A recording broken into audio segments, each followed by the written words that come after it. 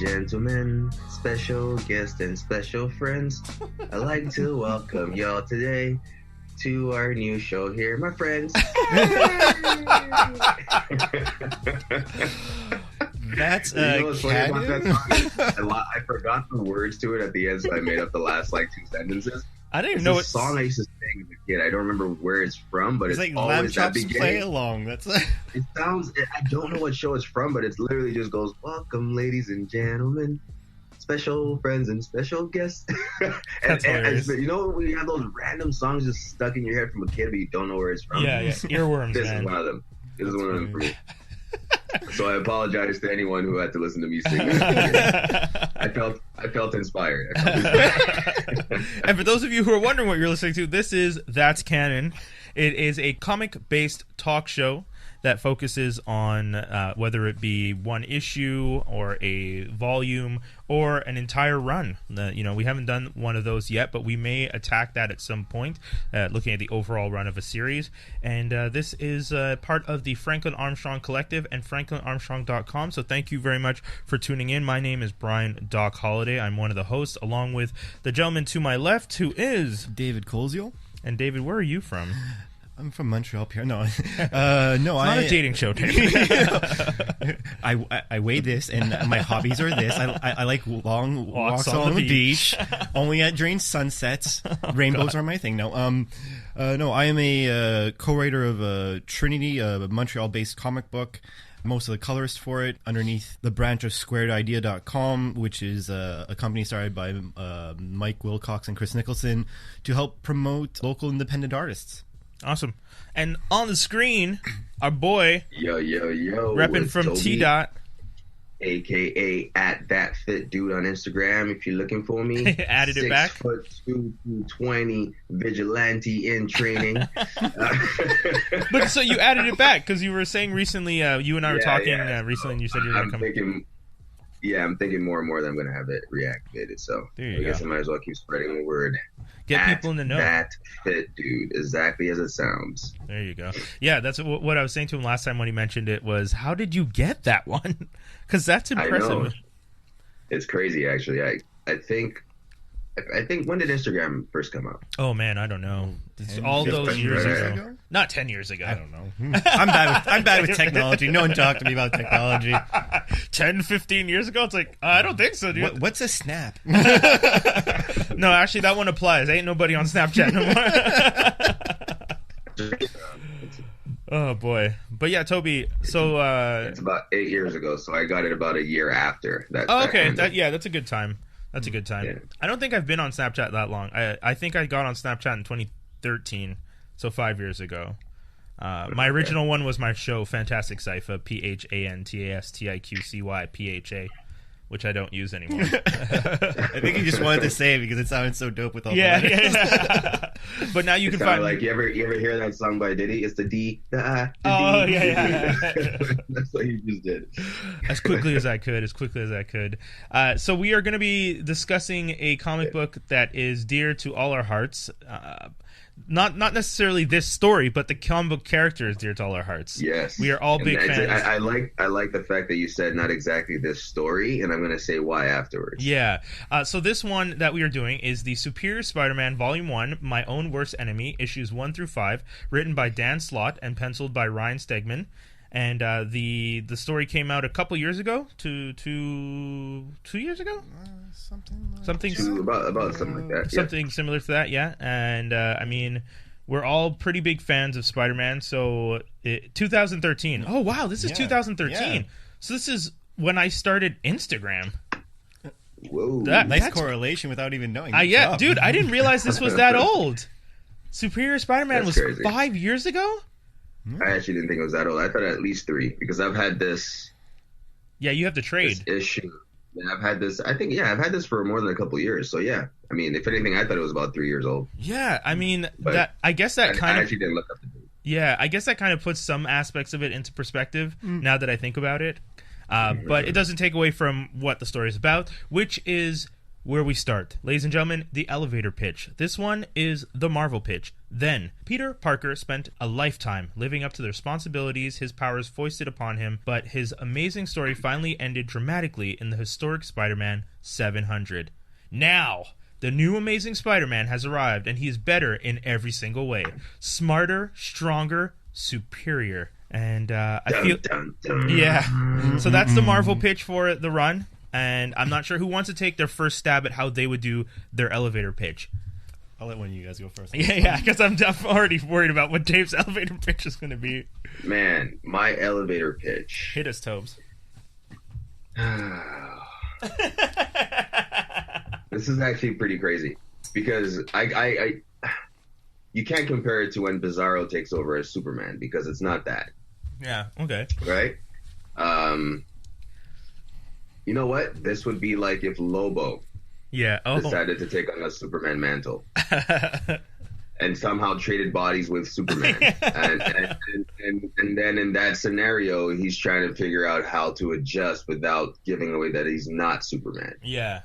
And trying to like repress his crazy ways and habits without, but at the same time still wanting to be him. It's weird. It's like this weird internal conflict, and we can touch on this later, that he doesn't know he's having because chances are Superman's. Oh, okay. Yeah. I feel like in your elevator pitch you're giving away. But here's the thing. This is probably what's probably gonna sell them though. True.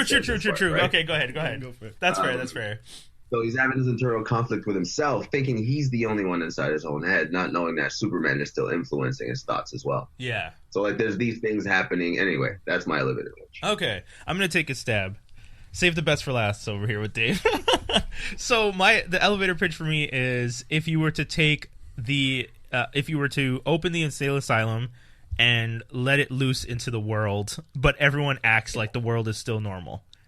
So all the insanity is running around, just doing all the craziest things, doing the craziest approach. And sometimes people say there's a thin line between sanity and hypergenius, right?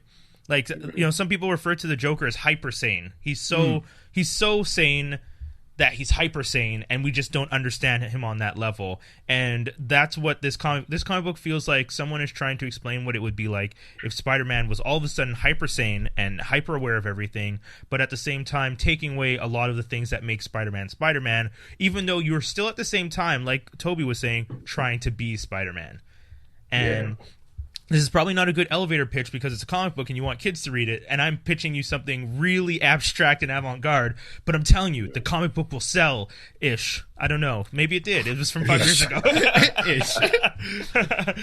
Dave, hit us with your elevator pitch. Well, first of all, you guys put it very elegantly in the positive light, so I'm just going to say, imagine, if you will, if you really like Spider-Man and you really like Dr. Octopus, and then you wanted a story arc where someone literally took a steaming pile of crap all over your characters that you love. That is my opinion about this. I'm not going to be... my only thing I will say, and I don't want to say... I don't think they're going to buy this one for me, buddy. I don't know if I should say because it should be more of like in the review, but... Oh, save it for the review then. All right. If you have to guess... I'll leave it at that. I'll leave it at that. Hey, it was entertaining to read, though. I'll give it that much. It was entertaining to read. Yeah, so... in hindsight, it was entertaining to read. So, essentially... I actually want to know why you would say that. But, for the review. Because, this has gotten a lot of good reviews. Well, yeah, we're gonna, like we said, we're gonna jump into it in the review. It's a personal one. It's not. This one strikes home a little bit for me. So, yeah. So, I mean, I think if anything, and for those of you who felt that because I feel like Marvel really went out of their way to try and keep it mum on what was going on because they don't even mention who's who. But for those of you who don't know, in the elevator pitch, what Marvel should have also added is, like Dave was saying, Doc Ock does end up in the body of Peter Parker and becomes the new Spider-Man, and the comic book changes from Amazing Spider-Man to Superior Spider-Man, as in Doc Ock is the superior form, the utmost, the Uberman of Spider-Man. And it's up to you to decide at that point in which ways he is superior, and is it for the better? That's good. Yeah, I wish I could have added that at the end. I think that's probably one of the best things. What you just added to the end is probably what what we really needed the most. Is you have to decide, and I feel like that's a super important aspect of the story that we have to try and figure out throughout reading this, and that's another part of the elevator pitch that they kept out. You have to figure out, is this the best for Spider-Man? And it's interesting. Yes. It's an interesting story. It's actually the perspective that we needed that we never knew we wanted. Or the other way around. Interesting. Okay. I'm gonna hold my comments. I feel like I'm gonna start going on a tangent, and I know that's not the purpose of this, so I'm gonna wait for the review part from my side. Okay, guys. So we're gonna jump in now. If you guys have been following along to our multiple issues in the past that we've done, episodes, I should say, not issues. We are going to jump into our. Actually, we should call our episodes issues. Oh, there you go. I like that. See, that's innovative. I like that. That is good. Yes. And then if you ever switch up the team, it's like your reboots. That's a great idea. Sorry, what'd you say, Dave? I was gonna say if you ever have to switch up our teams, that's our reboots. Yeah.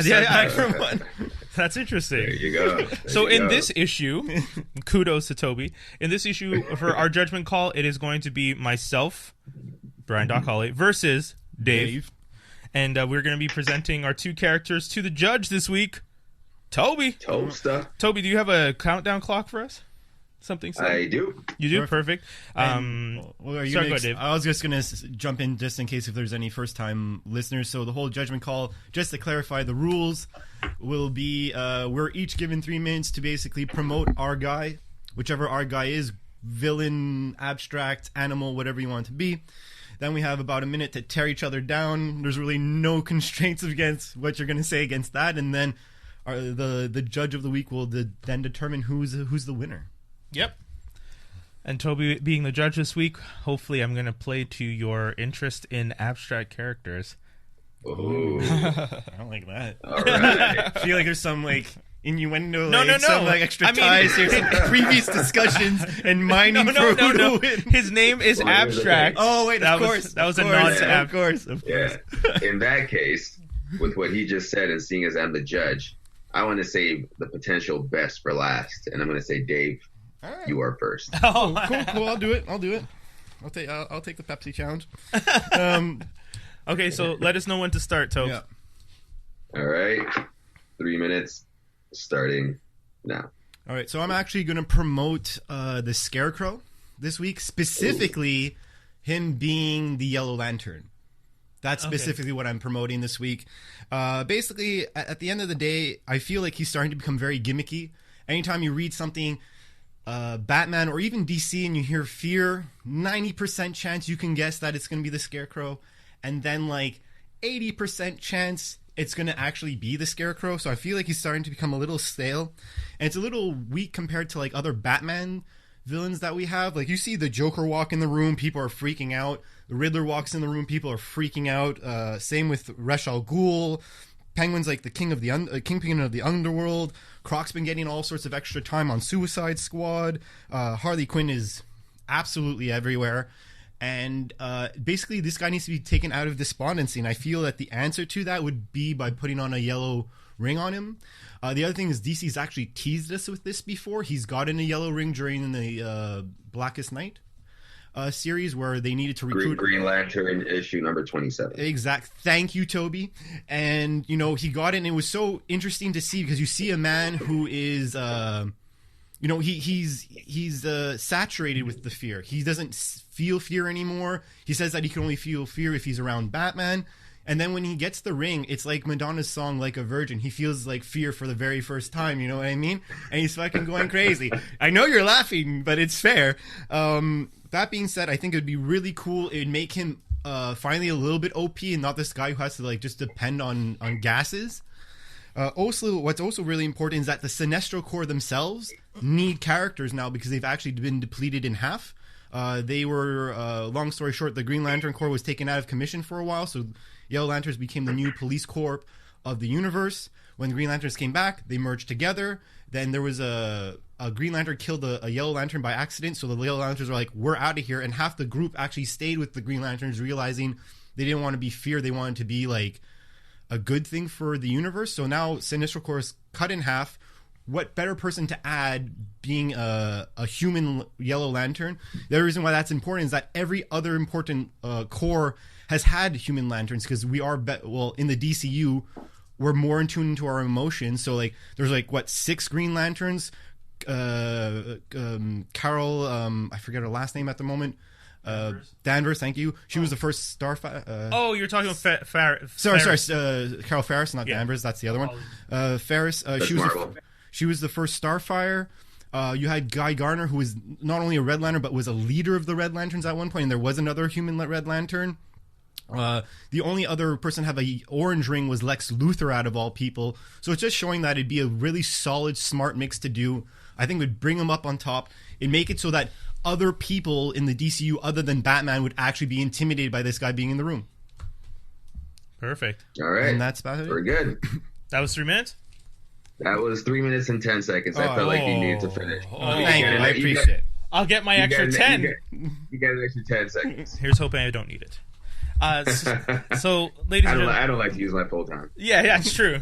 Ladies and gentlemen, today I'll be presenting a character that I feel is often misunderstood, but also as evil as they come, and that's what makes this character interesting. Mystique. Which I appreciate that we are both doing villains, or should I say people who do things for the reasons they feel best.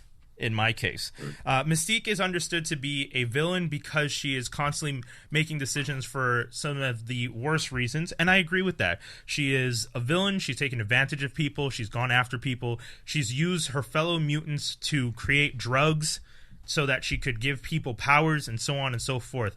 But I point out the fact she did that in a world where the mutant population had been reduced to 10%. She was doing that because she was trying to help people who had mutant powers and who had lost their mutant powers, try and get some semblance of normalcy in their lives again.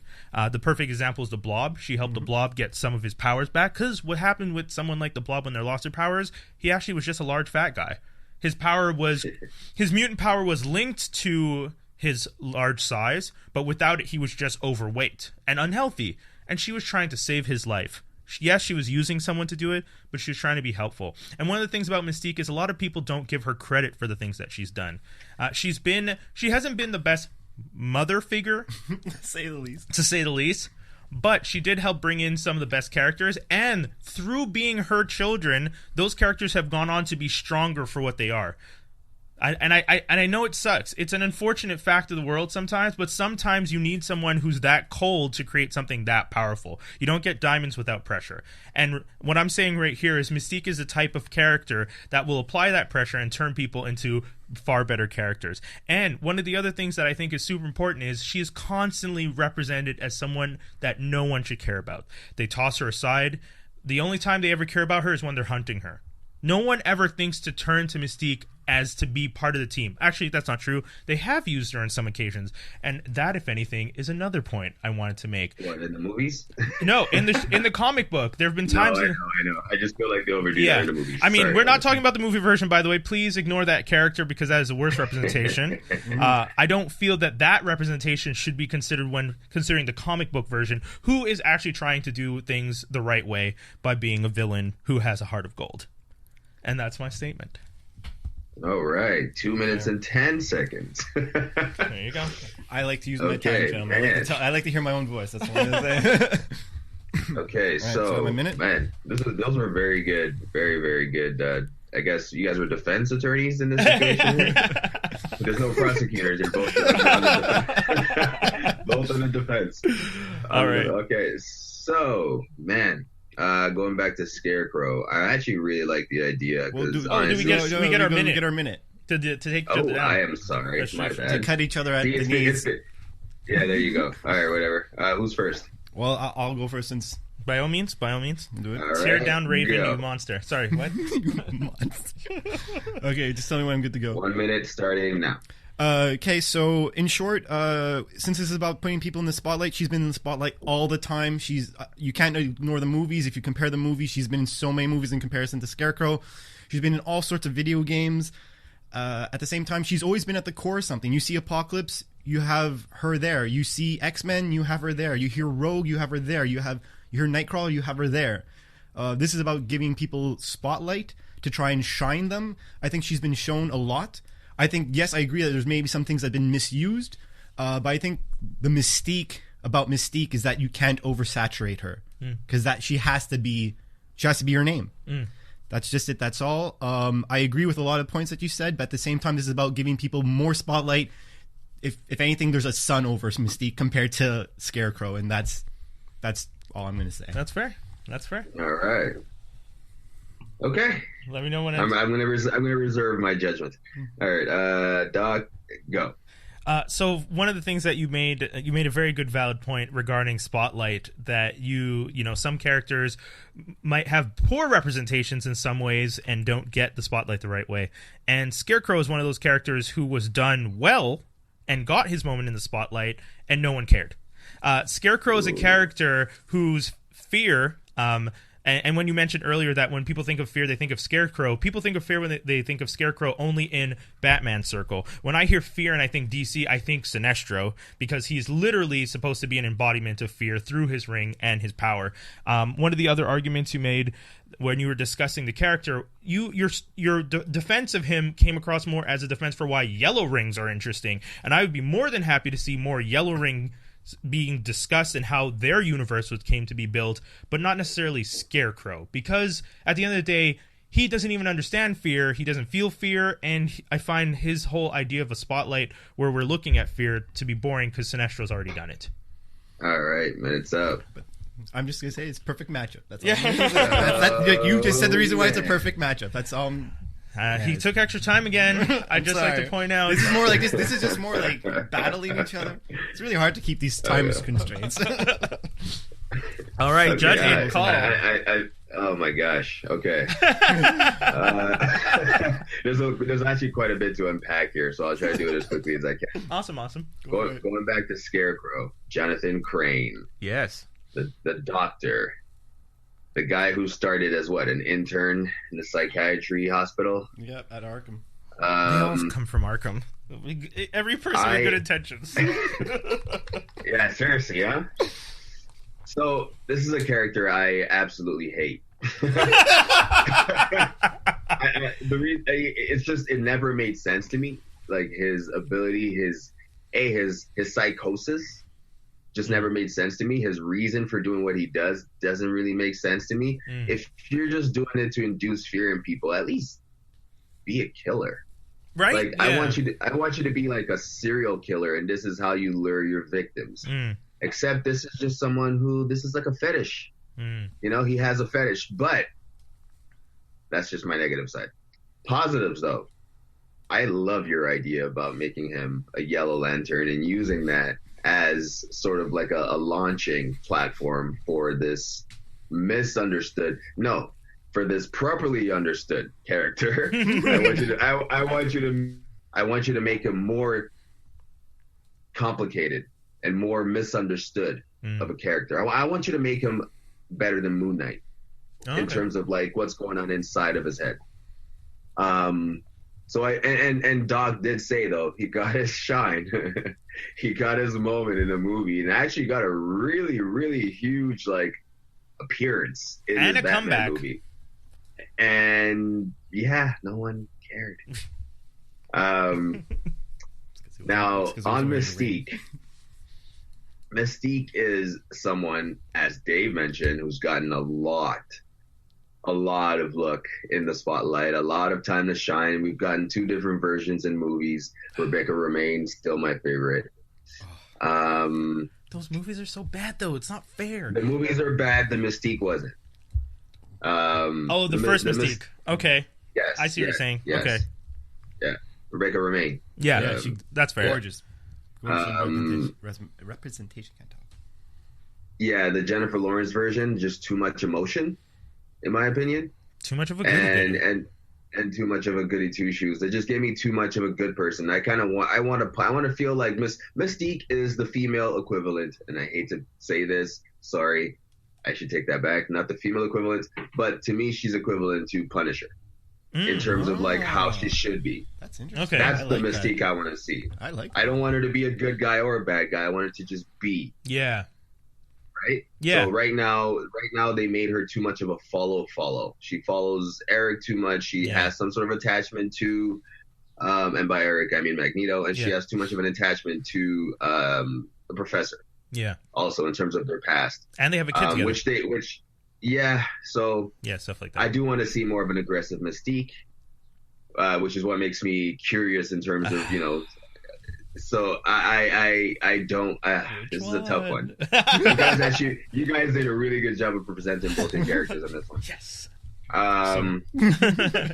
Good battles. Yeah, exactly. My favorite quote has to be "Diamonds without pressure."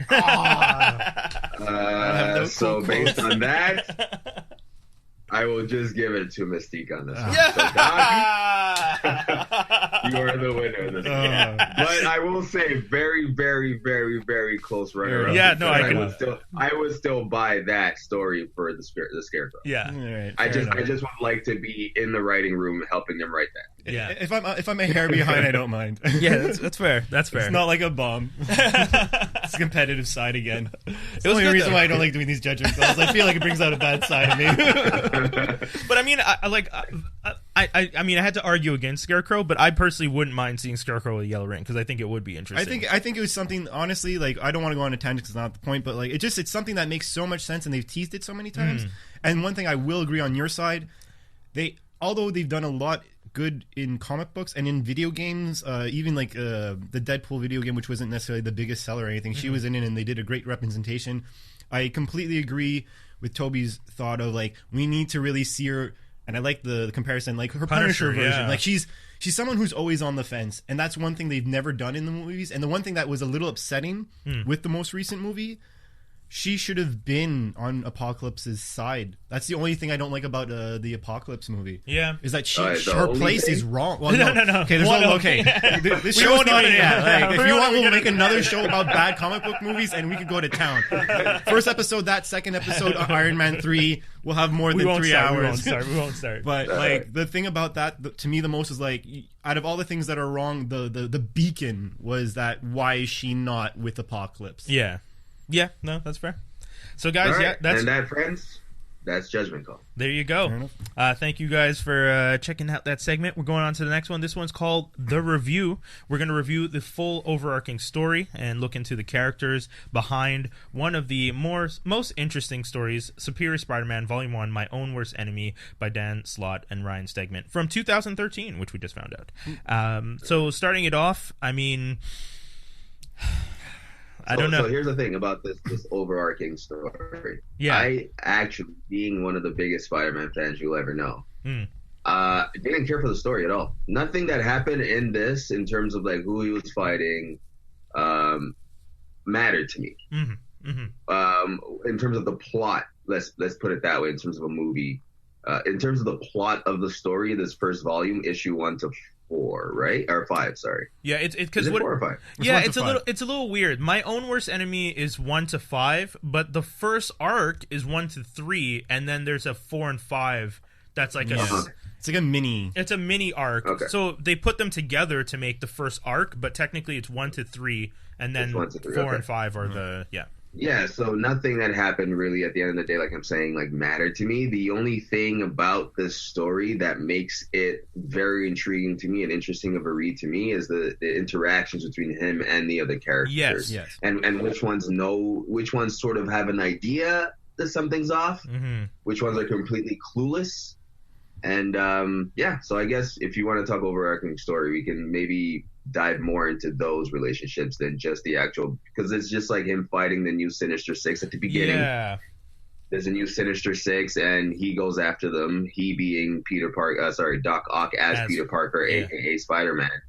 And he's kind of like, he's kind of angry when he first sees them. That's one of the things that I found. So, I mean, like you were saying, it runs the 5 issues. We're really looking at the most interesting aspect of the story really does come down to what Doc Ock tries to attempt in being Peter Parker and Spider-Man. He knows that coming in, he is Doc Ock, and Doc Ock is a somewhat unredeemable personality. So he tries to, quote-unquote, soften himself, and he tries very loosely. Actually, what marks that off is literally the first panel when you see him at, I guess, Peter's gravesite. Yeah. Or sorry, no, not Peter's gravesite. No, What his am I own. saying? He's got his own gravesite. Yeah, his own Doc Ock. Yeah. And Otto Octavius on it, and then it starts off by saying, "I've come to say goodbye to my old life, a life wasted on villainy and failed schemes, a man whose sole victory was cheating death by switching places with his greatest enemy. Farewell, Otto Octavius. From now on, my name is Peter Parker." And it's funny. So first panel, but immediately in the first issue, like within the first 5 issues, you find out he doesn't want to live as Peter Parker. No, well, The thing, because it's weird. I mean, it's really poignant that first panel is him really saying goodbye. I need to be this person, and then it's 5 issues of him not being the best version of that person he could be. and if you ask me, that's actually the reason why, like, when I first I have read something to this. say to what Doc said, by the way. So Oh, Yeah, well, do you want to? You could finish if you want. are you gonna remember what you're gonna say? Oh yeah, trust me. Okay, so when you said he's trying to be the best Peter Parker, like he wants to be Peter Parker, the thing with Doc in this situation is he doesn't know what Peter Parker is. He just knows who Spider-Man is. Yeah. Very good Right? observation. So he's trying to be, he says he wants to be Peter Parker, but at the end of the day, he just wants to be Spider-Man. Yeah. I mean, the version of Peter Parker that he's doing is what a scientist understands of a person's life. Through research and through observation, this is what I believe this person's life to be. And literally through calling up memories like he's a freaking hard drive. Yeah. He's a robot. It's that was a weird weird aspect of the story too. That like recall memory of just being, because I mean, no one, like no human can do that well. You know, memories are always jaded by or always influenced by other aspects, like and your emotions and things that have happened since and stuff. So it's kind of interesting to see Doc Ock, and once again, that goes to show you how Doc Ock really is the scientist. This whole thing is like a bad science experiment. Actually, it is a bad science experiment. It definitely is. And like the one thing, and I had very harsh words at the beginning of this elevator pitch for this. And the one thing I'll say is, going into this, I bought the issue 700. It was a nice thick book, and then it was just very disappointing for me because I was jumping back into Spider-Man because I heard there was something big that was going to happen. And then at the end, when you got the spotty switch, I'm like, I don't think this is going to be good or whatever. Then when we end up saying we're going to read this, I was like, okay, cool, maybe it could be proven wrong. And then I read the first page, and I was like, okay, I see what's going on. And then, frankly, I was like immediately disappointed the second he interacted with his first battle. And the thing is like the other thing that was kind of annoying for me in this is that. But wait, why were you disappointed in this I was first disappointed battle? because well, he was saying I'm going to become Peter Parker Spider-Man, and he's so opposite to everything. He treats cops differently. He's talking to his villains differently. He's hurting people, and they're like, "What's going on?" Like the whole way through, he's being someone who. He says he's going to do this, and the thing is for Doc Ock, right? Like the one thing that we could all probably say, he's a man who's exact. He's a man who goes out, and when he wants to accomplish something, he's going to do 110%. So in this case, if he's going to try, before we even got to this point, in my head, he's going to do one of two things when he got the body. Either A, he's going to say, screw Peter Parker's life, I have a new body, I'm going to go do this, I'm going to go do it somewhere else, I'll be me. Which is what a smart man would have done. Which was a smart man would have done. Or he would have come in and said, I'm going to assimilate myself so everyone thinks I am Spider-Man, and then I'll slowly tear away the onion skins, the layers of Peter Parker, and then replace them with my own, so people will eventually accept who I am. Change and over it's like time, it's instantly, right away. He's running out of battle. Go ahead, go on. In adding to what you just said, I think the issue you're having is the fact that his transition from trying to be Superman, from trying to be Peter Parker, to turning to literally going, you know what, screw it, I'm just going to be a better version of Peter Parker. He actually did convince people that he was Peter Parker. Even though it was sloppy, to us it was very sloppy. Like, it appeared sloppy to me anyway, obviously. And he obviously didn't fool one person, which we'll go into afterwards. Yeah. But everyone else seems to be like, oh, something's off. But then they're just like, oh, he's just having an off day, sort of like, it's okay. And then he recognizes that, though, in those moments. That's why he's smart. Like, he sees that this person needs this little bit of a push to believe him in this moment, and he does it. But like I said, there's only one person who doesn't fall for it, and that's Carly, who we'll get into later. But the other thing about it, though, is that and this is my opinion, this is my thought of, because the other thing I didn't like personally is I thought there was not the best writing, at least not in regards to the dialogue. I find that anyone should have been able to know that something was actually severely wrong. I mean, even in the issue 2, well, on top of the fact that he completely talks differently, he's drinking, he dresses differently. He talks differently, and you remember when Peter's like, is anyone hearing this? He's talking like a super Well, I was actually about to quote, like, there's an interaction with Mary Jane. Mary Jane says, our third date, weird, right? And then Peter Parker says, no, everything proceeding according to plan. And then Peter, who's in his head, is saying, he's saying supervillain stuff. How can no one see through this? Can you stop, please? Please, little divine intervention, something. And that, when I read that, I'm like, thank you, because that's where my anger's coming from. And this whole... But that's why we have Peter still there. Yeah, but that part of you that's angry that what the hell's happening right now, that's why we have Peter literally there still. His consciousness. Yeah, I think my favorite part about what the writer did, the writer wrote the story poorly, intentionally, so that we live vicariously through the memory Peter, like the mind Peter, the astral plane Peter, whatever version you want to call it, because we are that character. We are reading, we get to, for once in the comic book, experience the story as that guy. Because every time that Doc Ock Parker, is what I'm going to call him, every time Doc Ock Parker talks and says anything, we're always saying, how the hell are you not seeing that this is not Peter Parker? And then inside the comic, for once, someone else is saying, yo, how are you not getting this? And I like that, because, like, I mean, it's a quick throwback to when we talked about the Red Hood. Toby, unfortunately, you weren't there, but one of the things in that comic book that drove me crazy was the fact that, you know, Red Hood wore Batman's sigil on his chest. And if one person had addressed it in at least the first 3 issues, I would have said this story would make more sense to me. But in this comic book, within 2 issues, someone saying, hey, this is aren't you guys seeing that this is weird? And I like that. I like the acknowledgement that I'm not going crazy and I'm not the only one who sees this is so bullshit. This is so much bull. And I'm like, that was the fact that you're pissed off about Doc Ock trying to be Peter Parker or Spider-Man is intended.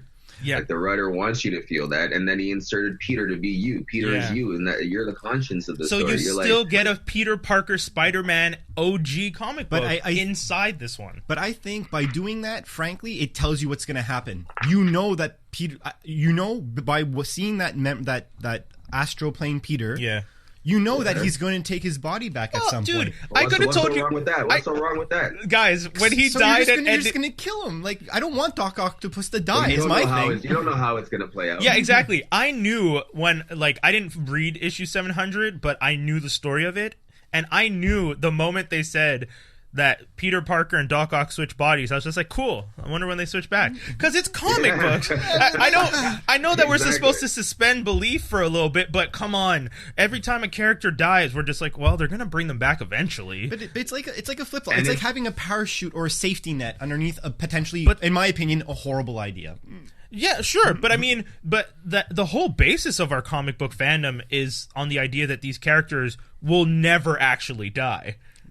Which is unfortunate. You know, Batman gets killed. Oh, he's time traveling. Superman gets killed. Oh, his body was being regenerated. Captain America gets killed. Oh, I don't even know how they brought him back. He's a clone or something. Yeah, you know, like Spider-Man is killed inside Doc Ock's body. Oh, his spirit, the spirits of Spider-Man. Like, you know, like. And considering how dark this story actually is, Peter's like appearance in it, lightens. Or, I guess constant appearance. It lightens it. It's still a little comical factor to it. It's darker. It's sort of like when Doc Ock was shaking hands with Jonah Jameson. Yeah. Oh. And Peter's like, I can't believe all these years. I can't believe after all these years, Jonah's finally making nice with me, and it's actually over my dead body. yeah. Like those are. I don't know. This is a really fun and like almost interactive part because you're agree with Peter. You're like, He's like conscious that in the comic.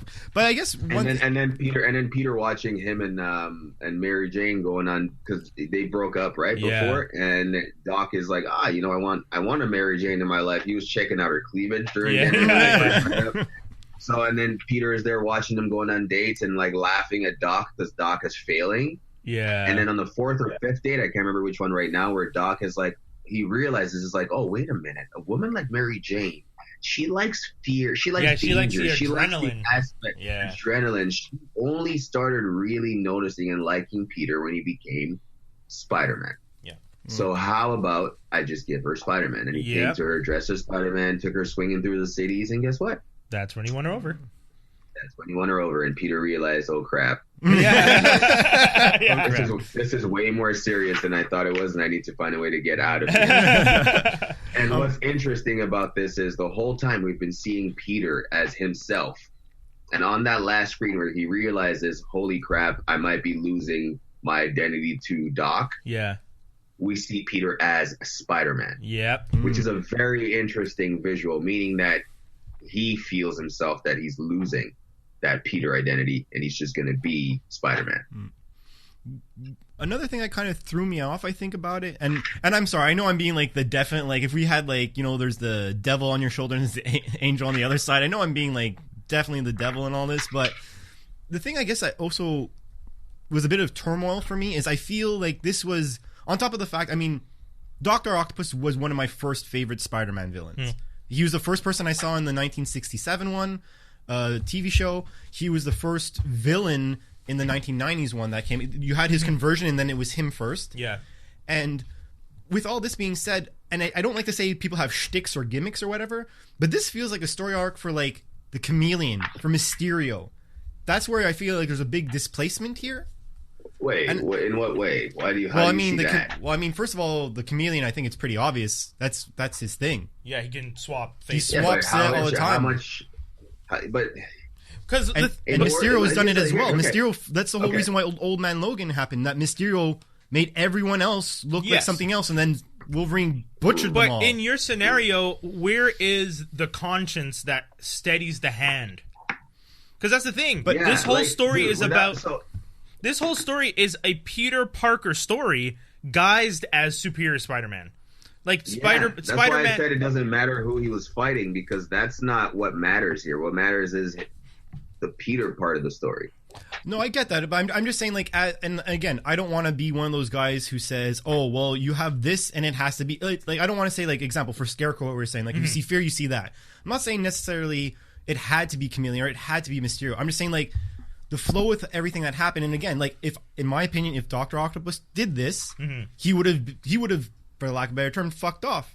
He could have went anywhere else and been Spider-Man anywhere else and restarted. That? Well, I mean, I'll agree with that statement. Doc Ock, being smart, finally gets a second lease on life, and then decides to stay in the city as Peter Parker. Like, why would you live that life? You have a new body. You have the intelligence of a scientist. You can go off and, you know, get Peter's doctorate, which is something that comes up later, and just leave. Like, you can be Peter Parker, but just leave. Leave Aunt May, leave everyone, don't talk to anyone, disappear. And anyone who knows you're Spider-Man, they come looking for you. And you feel that would have been I'm not saying that's a better story. No, but let me finish. I'm actually agreeing that probably could have been a better story. Would have been an interesting I'm not going to lie. Seeing Doc on the run and on the lam and just... And people trying to figure out, doing some crazy that could have been a pretty interesting story, actually. Meeting different villains, maybe, potentially. Yeah.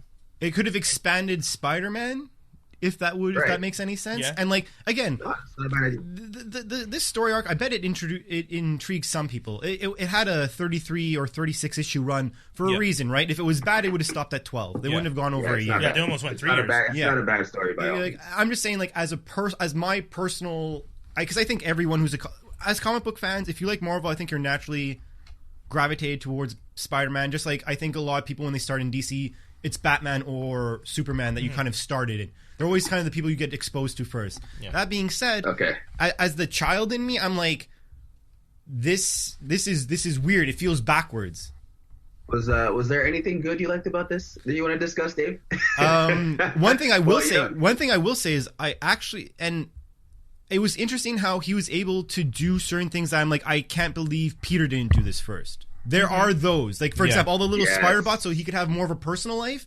When I read that, I'm like, I actually looked at like the Ghost Peter. I'm like, you see, that's what you should have done. You could have had Mary Jane forever. The one thing I didn't like though was like Aunt May all of a sudden was like, oh, I love you, like, She almost said, like, I love you more. I forget her exact words. So she's like, oh, I love that you're Well, spending he was so more much time. attentive. And I'm there, I'm like, no, man, that should, like, Peter, come on, Peter. Like, he shouldn't be having that reaction because he's spending time with her. But then there's also some, like, don't get me wrong, there's a lot of good comedy points in this. Mm-hmm. When he finds out that Peter doesn't have a doctorate, I actually reread that like a few times. That was really funny. Yeah, and he goes off to school to get it. Yeah, and then he's making fun of the professor and stuff. Another thing I found that was pretty interesting, and I felt it was a dig at Batman, the spider signal. That was gonna say, I thought that was so disrespectful and made me angry, but that's because I'm a Batman freak. I thought it was well done. In this where Jonah Jameson tries to get Spider-Man's attention, and he thinks it's the best idea ever to create a spider signal, sort of similar to the bat signal. Yeah. And then Spider-Man, aka Doc Ock, gets there on the rooftop. First thing he does is just blows up that spider signal, and Jonah Jameson's like, "Wait, what? What are you doing? Why are you doing this? This cost me blah blah blah blah." He's like, "Well, I mean, a smart man like yourself, being who you are, wouldn't want people to know exactly where we are, would you? I feel like what you're doing right now was a test to see if I would realize what you were doing, and you were testing." And Jonah Jameson's like, "Oh shit, yeah, he's right." Yeah. It was a test. I like that it was J. Jonah Jameson who did it, because he is kind of like the commissioner. Not that the characters are the same, but the look. Yeah. Like the mustachio. No, there's a mirror. And isn't it the same actor that plays exactly. him? Yeah. Holy shit! Yeah, J.K. Simmons. That. Yeah, I only just realized it when you said it now. Oh, yeah, wow. I mean, for me, the whole point of this comic was, as much as it was pitched as Doc Ock in the spider suit, it really was, and Dan Slott did a good job at doing a bad job, is he wrote the comic book in a way that if you don't like Spider-Man, if you didn't get that Peter Parker was still there, you were kind of just annoyed with it in some ways. And I get that. I was annoyed with it in some ways, I just had like an epiphany moment. This is literally life imitating art. How so? With the whole body switching just now. Jonah Jameson and what's it called? Commissioner Gordon in the movies. Oh. The same character playing both of them in two different universes. Yeah. Interesting. Sorry, the same actor playing both characters. Wow, that's amazing. But that's I wonder if they knew. I wonder if they know about these things sometimes. But they probably don't. Yeah, I know, right? Because this is 2013, so they definitely didn't have that insight yet. But it's just the idea that, like, Slott wrote the story. He saw that what he could do was put Doc Ock in this world and make Doc Ock try and be Peter Parker / Spider-Man, and how it would go. Doc Ock Parker is, as smart as he is, he's really bumbling about it, and he does talk like a villain still. But he also has a code, or starts to develop a code. Subconsciously. Subconsciously. But he also lives by a code, because the Vulture storyline, which we didn't really talk about, I really respect. Like, I know what he did to Vulture was kind of brutal. Yeah, but he blinds the guy a little bit. But the guy was using with Vulture recruiting kids to he's recruiting do children. Yeah. And I know, as much as Doc Ock is a villain, Doc Ock's like that interaction where Peter Parker is watching Doc Ock and Vulture discuss what their plans are and why they're part of the Sinister Six, and why Vulture and Doc Ock originally got along, where it's more about intelligence than brute anger, was very interesting, and it gave Parker insight into who Doc Ock is. And then they show you that Doc Ock doesn't respect the type of person Adrian Toomes has become, which is very interesting, because it's like, well, usually these villains, you're just villains. And from the beginning, and this I think is my favorite part, there's that line where, what's his name? Adrian says to Doc Ock, I'm not into this for just petty larceny. Like, I want that. No, sorry. He's explaining how he's doing it for that one big score so he can disappear. And then Doc Ock says, I'm not in this for just petty larceny. And you get it. Doc Ock is a scientist who's trying to go beyond anything and everything for science. He also has What's crazy about it is he started to... He has a huge ego. ego. Like that, right? He started in this to save his wife too, right? Yeah. The Cold, the Mr. Cold or Dr. whatever. Common theme that they use, where you're always trying to save the love of your life, and it turns you to crime because you'll do anything for love. Somehow the superheroes don't always do, and they have love too, and they don't end up becoming criminals for it. So That's I don't true. see.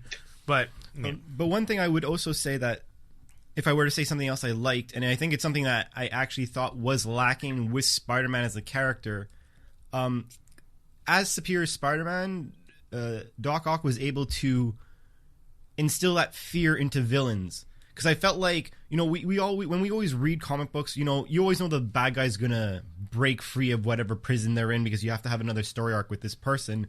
But like with Spider-Man, I sometimes felt like the villains didn't necessarily take him the most seriously. Like he goes in a room and they're like, "Oh, that mangy Spider-Man," and not like, "Oh shit, Spider-Man is here." Whereas he was able to convert that thought to villains. Villains start to actually fear. Like when there's one, I forget which issue is. He shows lot of on Batman and in he's this, like, actually. Yeah, I was literally just about to say that. Yeah. Like they make fun of Batman, but that's what they're doing with this. Yeah. Is they're adding that fear element. Yeah. But one thing I also, again, to be the devil's advocate, the one thing I did not like though, the whole massacre storyline, I thought was ridiculous and childish, and like, oh, the fact that the evil person is a cola company who's like, oh no, we have a bad rep, let's hire a psycho killer to kill a bunch of people wearing our competitor's t-shirt. I'm like, that's not the strongest writing.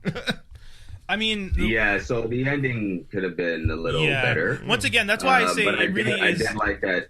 Issues Sorry 1 through about 3. Yeah, exactly.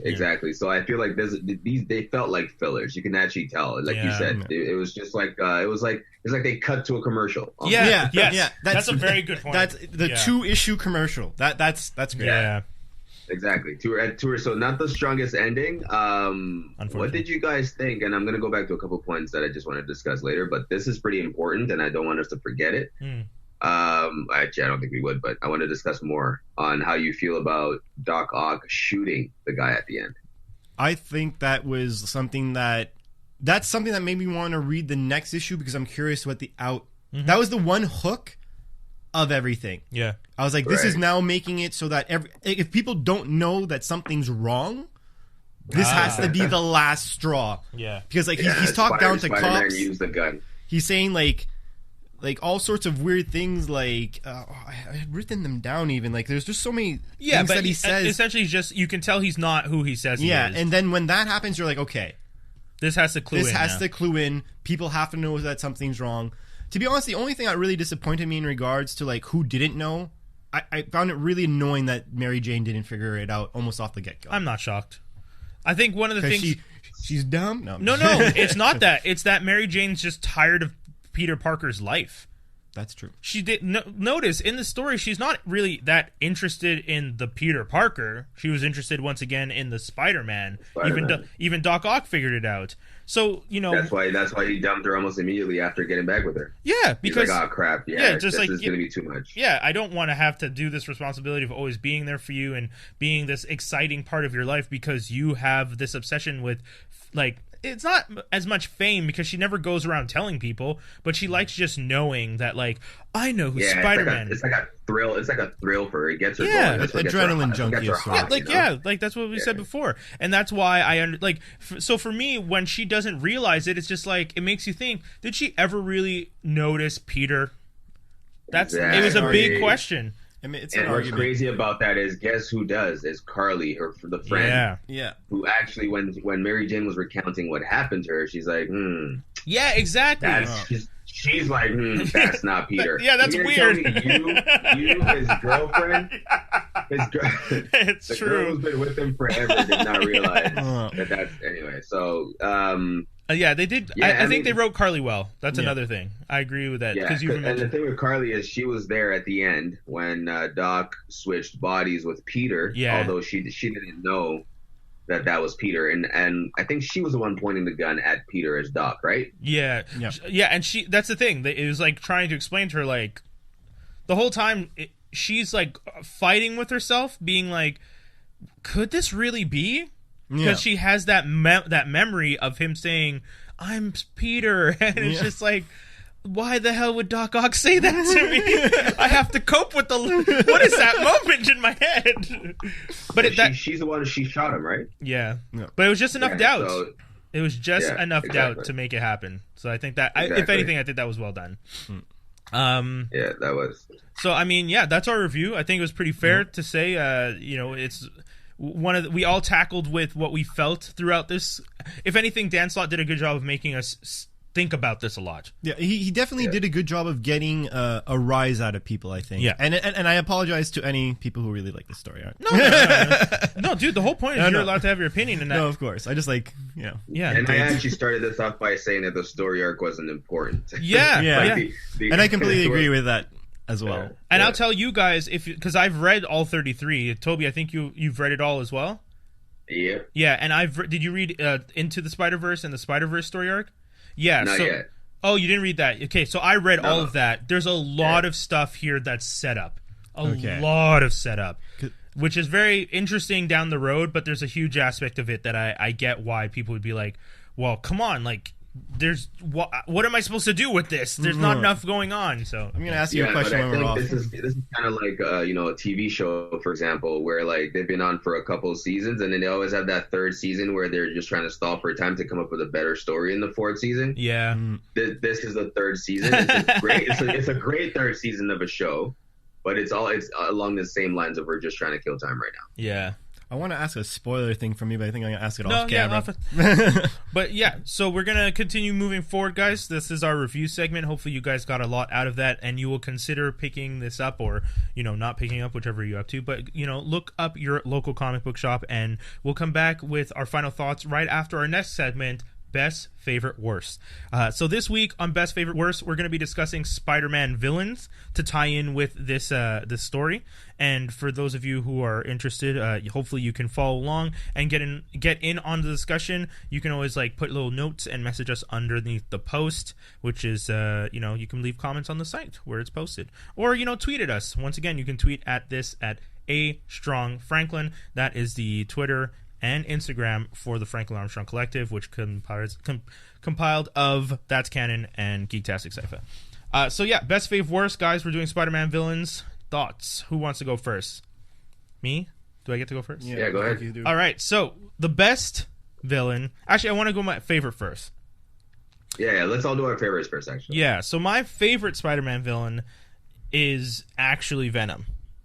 I think, and my best is also Venom.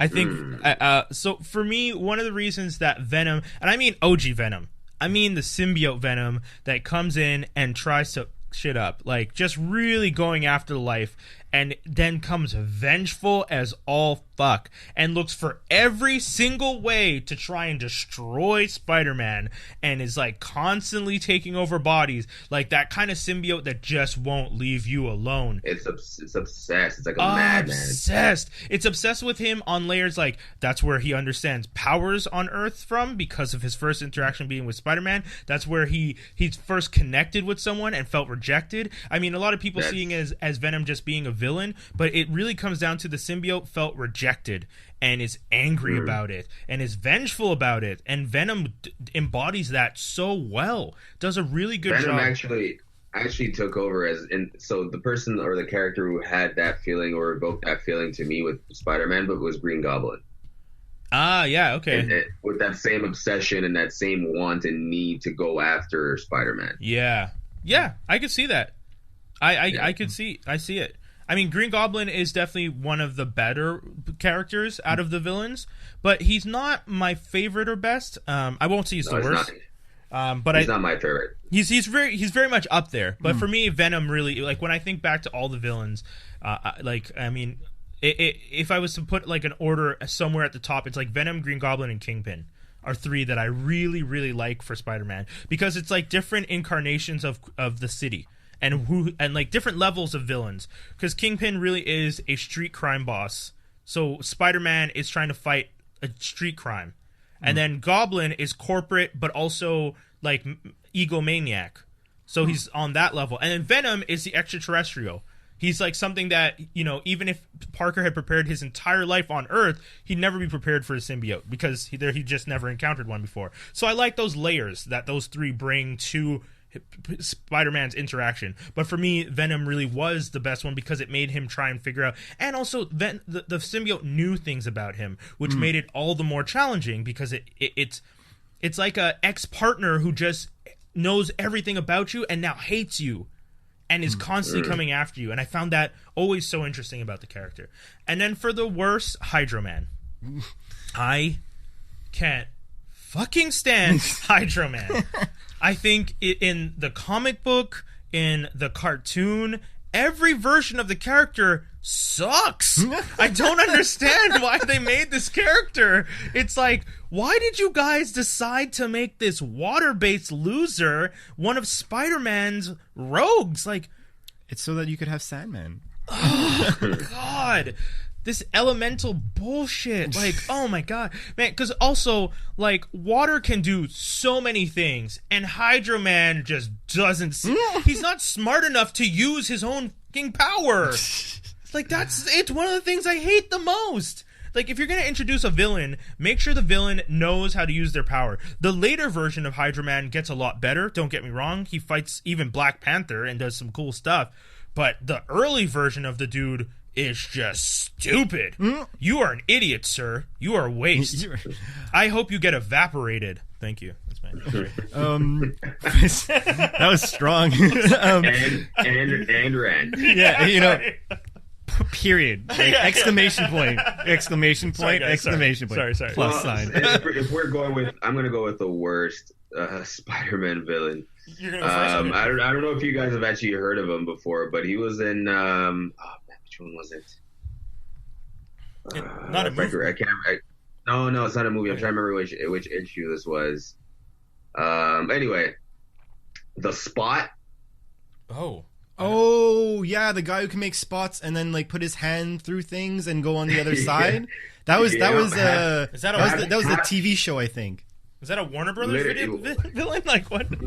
Yeah, literally, he's a guy who's literally like dressed up as a Dalmatian. Yeah, to be honest. He's like half human, like half punctuation mark. Like, it's so stupid. It's the dumbest villain ever. I didn't even know he existed.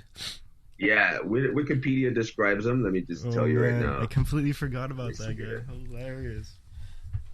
That sounds horrible.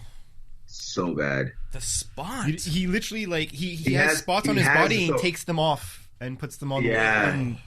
That's literally it. And Wikipedia describes him as having the power to enter himself.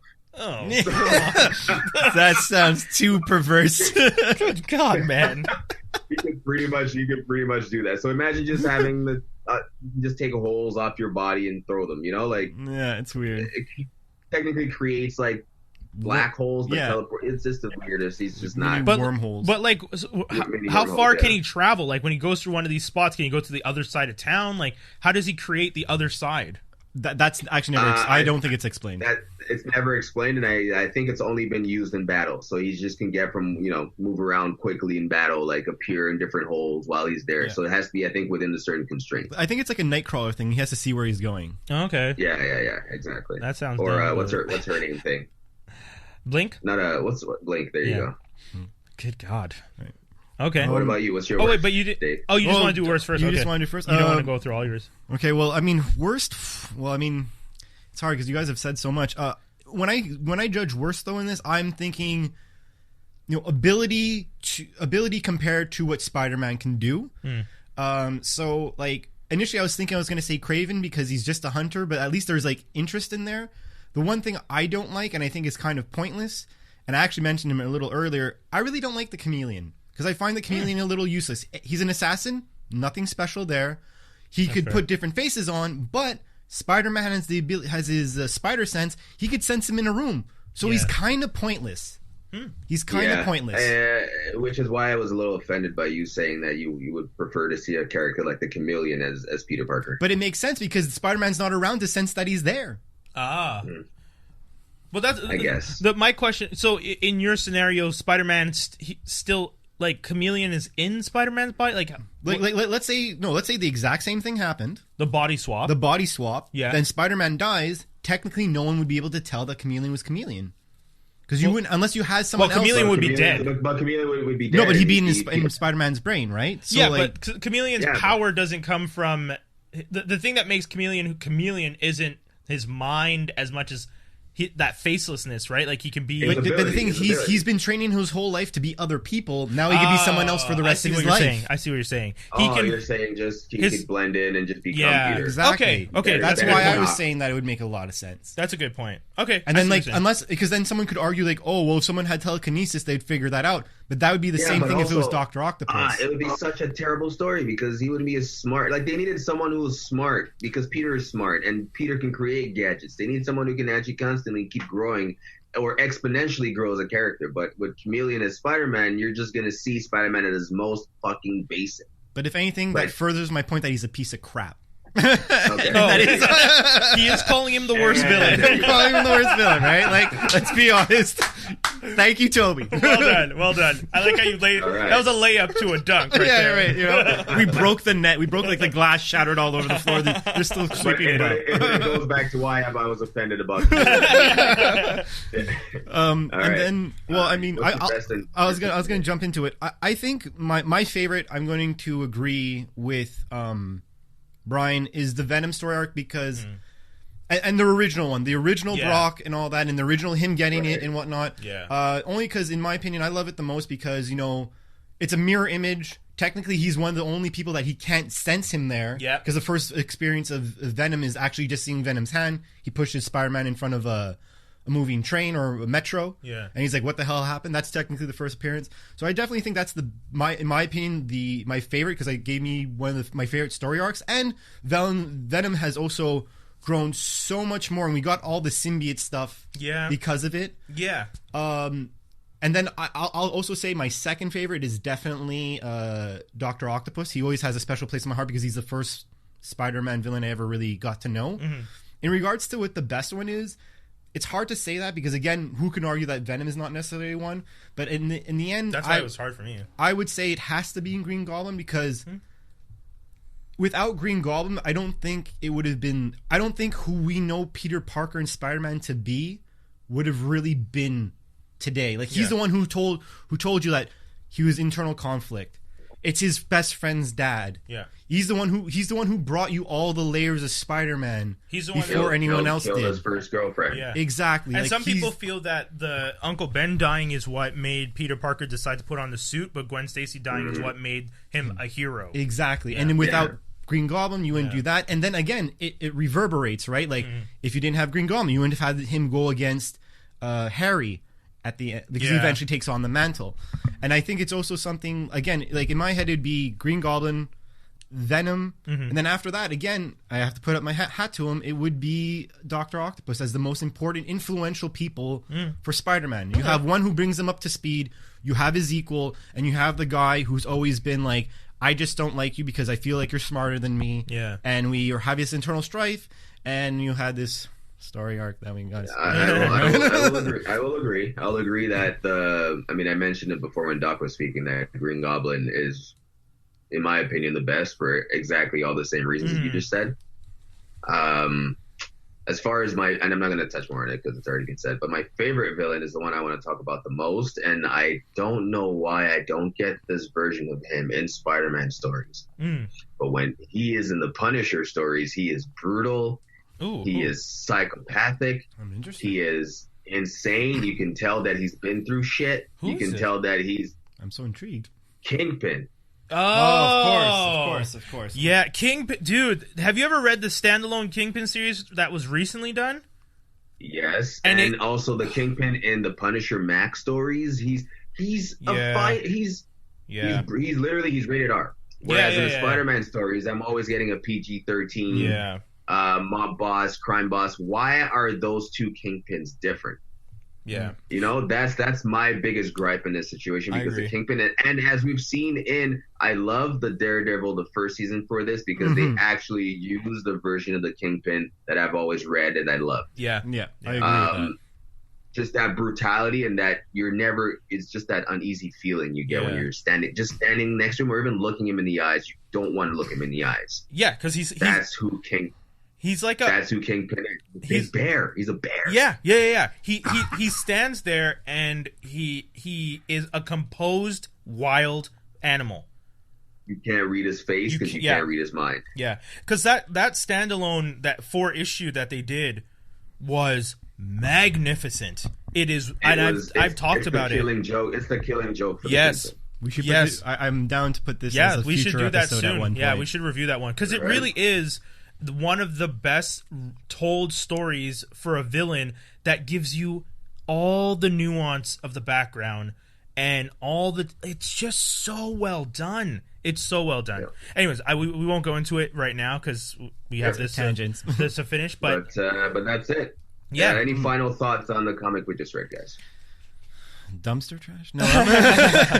I would say if you're gonna read Into the Spider-Verse and the Spider-Verse story arc, you have to read this because you need to understand certain aspects of it. So if you're a Spider-Man fan, that's true. Yeah, if you're a Spider-Man fan, I mean, I'm gonna tell you to read this even if you're not gonna read that because it's just interesting. Like we said, Slott wrote this in a way that as a fan you'll get annoyed, but when you look into it deeper, and I mean, Dave, you can admit, as a fan, this drove you crazy. Oh, yeah. But when you look into it deeper, there are minute aspects and like things that are being done that are interesting. Well, like in hindsight, like to be honest, like, you know, I've been ripping it because I'm just telling people I think the initial thoughts that someone would have. It's in hindsight, there is still mini hooks, but just as someone who, and I think it's more, like I said, I think it's more because of the characters you decide to choose. As someone who likes his rogue gallery. Yeah. I feel like it could have been other people. Yeah.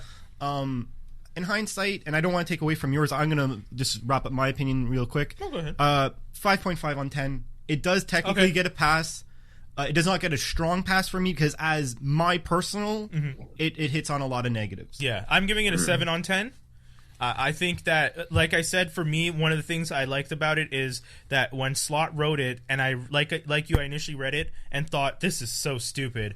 But then when I realized, and we mentioned it today, when I realized that this was secretly a amazing Spider-Man story within the Superior Spider-Man story, at least this first arc, I was just like, well done, because I get what you're doing here. You're still telling me a Peter Parker story. It's just that Peter Parker is taking a back seat in the first issue, and then 7 on 10.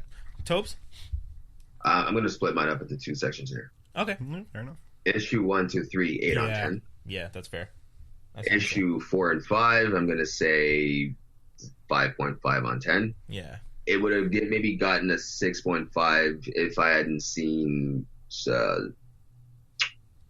this whole Coca-Cola advertisement. Whatever this is. If you just took that out and made it someone else who sent out a psychopathic killer, I might have given it a higher score, but it did seem like a reach. It seemed like a reach to get Doc to shoot someone and then to have a cliffhanger. Okay. Could have been written better. I don't know if they were on a crunch or a deadline or something, and he's just like, fuck, add this, let's go. Yeah, corporate America. We'll make up for it. We'll make up for it in issue 6. Yeah.